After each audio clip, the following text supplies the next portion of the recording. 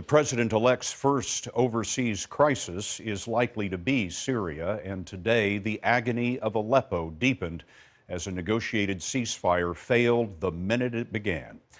Tonight, time-lapse video shows the Eiffel Tower going dark in solidarity with Aleppo, a city that once held 2 million residents, reduced now to ruin by years of siege and starvation. The U.S. blames Syria's Assad dictatorship and its allies, Russia and Iran, for prolonging the fight.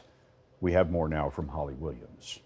The buses waiting in Aleppo this morning were supposed to evacuate fighters and civilians from the last remaining rebel-held section of the city.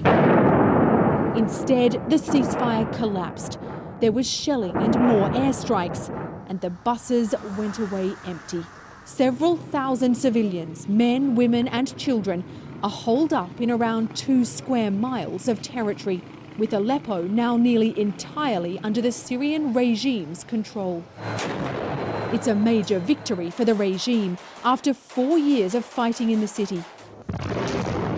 But it was won by indiscriminately killing civilians, with help from Syria's allies, Iran and Russia.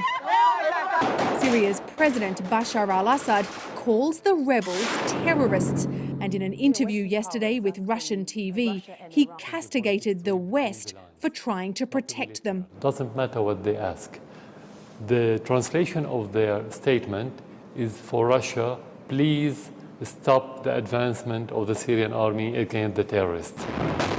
The US has condemned the regime and its friends in Russia and Iran. But in 5 years of civil war, America has avoided a direct confrontation with the Syrian regime, fearing a dangerous escalation and perhaps conflict with Russia. The price of that policy has been paid by Syrian civilians with their lives. The United Nations Human Rights Chief said today that the bombardment of civilians in Aleppo by the Syrian regime and its allies is almost certainly a violation of international law. And Scott, he said, it may be a war crime. Holly Williams for us in Istanbul.